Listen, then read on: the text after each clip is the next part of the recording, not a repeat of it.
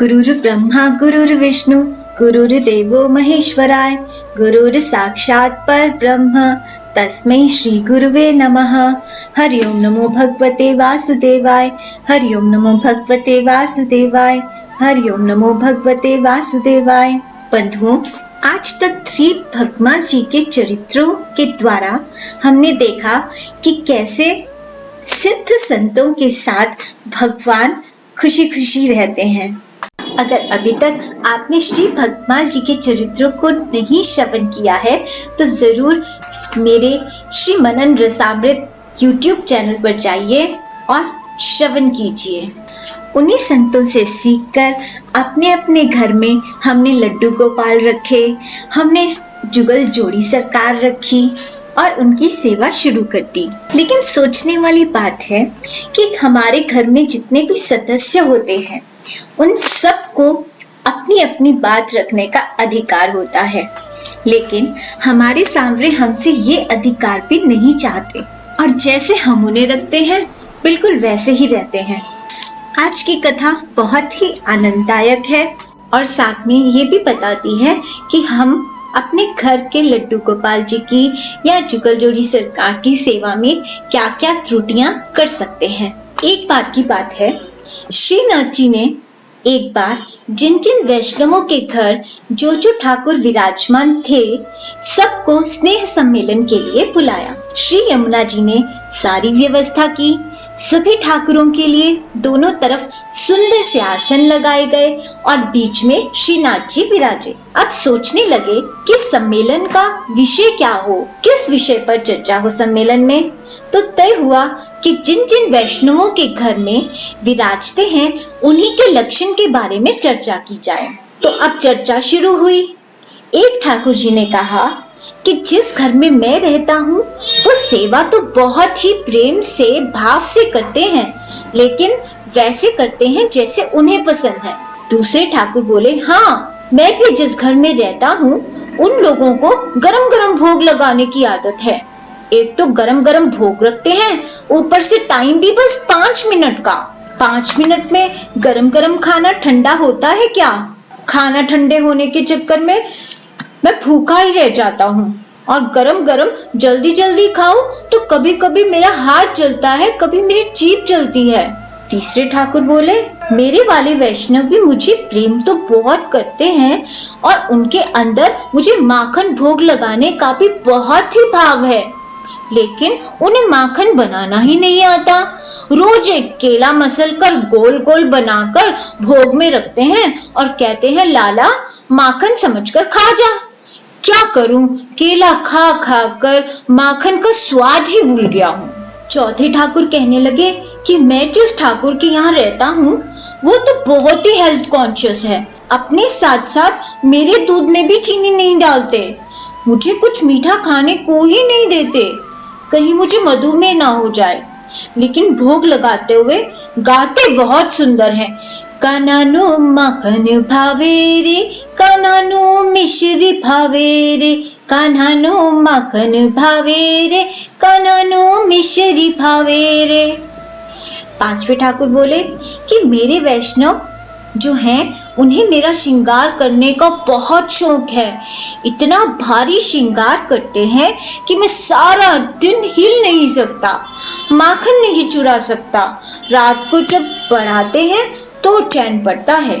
एक ठाकुर जी बोले कि मुझे मेरे घर में एक पीड़ा है, मैं तो अपने वैष्णव को अपना मानता हूँ। जब वो घर आते हैं तो उनके बच्चे उनकी ओर भागते हुए जाते हैं और मेरा मन भी करता है कि मैं भी भागकर उनके पास जाऊं। और जब वो अपने बच्चों को लाया हुआ उपहार देते हैं तो मैं भी सोचता हूँ कि मेरे लिए भी कुछ लाए होंगे, अभी मेरे पास भी आएंगे, लेकिन मैं इंतजार ही करता रह जाता हूँ। चलो, उपहार की तो कोई बात नहीं, लेकिन वो अगली सुबह से पहले मेरे पास आते ही नहीं हैं। एक ठाकुर बोले, मुझे भी एक ही पीड़ा है मेरे घर में कि जिस घर के लोगों को मैं अपना मानता हूँ, जब कोई भी उस घर में अशुभ कुछ होता है तो सबसे पहले मुझे बाहर कर देते हैं। जब अपने सुख में हमेशा मुझे साथ रखते हैं, हमेशा मेरा ख्याल रखते हैं, लेकिन दुख में मुझे घर से ऐसे बाहर कर देते हैं जैसे मैं कोई पराया हूँ, तब मुझे बड़ी पीड़ होती है कि मैं तो इस व्यक्ति को अपना मानता था, ये मेरी कितनी सेवा करता था, कितना लाड करता था मुझे उसके अंतिम दर्शन भी नहीं करने देते, दूसरों के घर छोड़ाते हैं मुझे। तो इस तरह से सब ठाकुर ने अपनी अपनी पीड़ा को शेयर किया। कहते हैं जब गुरु की कृपा होती है तब सांवरे घर पर आते हैं और गुरु सांवरे को कह कर भेजते हैं कि सांवरे, यहाँ तो तुम्हारे पास सभी सुख सुविधा है, लेकिन जिस वैष्णव के घर जा रहे हो सकता है वहां ये सब ना हो, इसलिए जो प्रेम भाव से वो भोग लगा दे पा लेना, पहन लेना और उसे अपना घर समझना। सांवरे गुरु को वचन देते हैं कि उन्हें जैसा रखा जाएगा वो अपना ही घर समझकर वैसे ही रह लेंगे, लेकिन गुरु शिष्य को भी ये समझाते हैं कि जितना सामर्थ्य हो, सेवा हो, वैसे करो जैसे ठाकुर को पसंद हो। हमें अपने घर में रखे विग्रह का ख्याल घर के सदस्य जैसा ही रखना चाहिए, क्योंकि उस विग्रह में सांवरे साक्षात होते हैं। वो हमसे हमारा लाड प्यार पाने ही तो आते हैं, हमसे प्रेम करते हैं, इसीलिए हम जैसे रखते हैं वो वैसे रह लेते हैं। आप अपने मन की इच्छा उसे ही बताते हो ना जिसके प्रेम पर आपको विश्वास हो। तो जब तक सांवरे को आप पर विश्वास होगा तभी तो वो आपसे अपनी मनपसंद कहेंगे। उन्हें वक्त दो, उनके साथ खेलो, उन्हें कुछ नया नया बनाकर खिलाओ, उनसे बातें करो, अपना दुख बांटो, अपना सुख बांटो, अपनी खुशी बांटो। क्या वो चीनी जैसी चीज खुद दूध में नहीं डाल सकते? क्या वो माखन खुद नहीं प्रकट कर सकते? लेकिन वो आपके भाव से बंधे हैं, बिना चीनी और केले का माखन भी खा लेते हैं। तो फिर क्या आपकी भावना से, मानसिक से लगाए हुए चीनी का या भोग का माखन नहीं ग्रहण करेंगे? हमारे सांवरे में अनन्यता का अभाव है, यानी सांवरे को प्रेम करने वाले बहुत हैं, इसीलिए सांवरे किसी एक के नहीं हो सकते। लेकिन इस दोष को भी सांवरे ने स्वयं को अनेक विग्रहों में बनाकर दूर कर दिया है। हमारे घर में रहने वाला विग्रह हम पर और सिर्फ हम पर इतने आश्रित हैं कि अगर हम उन्हें भोग ना लगाएं तो वृंदावन में 56 भोग लग रहा हो फिर भी हमारे घर के विग्रह के भगवान भूखे ही रह जाएंगे और इतने अधीन हैं कि अगर हम उन्हें सुलाना भूल जाए ना तो वो सारी रात नहीं सोएंगे। बड़े बड़े मंदिरों के बिहारी जगन्नाथ जी और श्रीनाथ जी तो मंदिरों से बाहर निकल जाते हैं, लेकिन हमारे घर के विग्रह कभी भी हमारे बिना बाहर नहीं जाते और जब भी हम बाहर जाते हैं हमेशा हमारे साथ रहते हैं।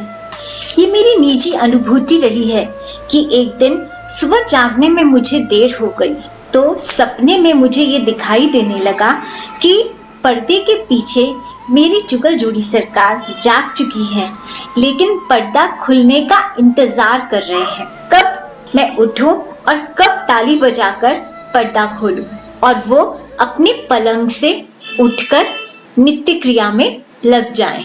और एक बार जब मेरी तबीयत खराब थी, मैं उठ नहीं पा रही थी, तो मुझे लगा मेरे बिहारी जी ताली बजाकर मुझे उठा रहे हैं। इसे अपने मन में दृढ़ कर लेना है कि हमारे घर में रहने वाले बिहारी जी सिर्फ हमारे हैं और उनका ध्यान सिर्फ हमने रखना है। वो सिर्फ हमारी बात सुनते हैं, सिर्फ हमें देखते हैं। वो तो हमारे पास हैं ही, बस हमें अभ्यास करना है उन्हें अपने पास महसूस करने का। तो अनेकों छोटी छोटी अनुभूतियां हमें होने लगेंगी। सांवरे को भी हम पर विश्वास हो जाएगा और वो अधिकार से हमें बता पाएगा कि उन्हें क्या पसंद है, क्या नहीं पसंद है, वो क्या भोग लगाना चाहते हैं, कहाँ जाना चाहते हैं। ये सब बातें सांवरे जरूर बताएंगे।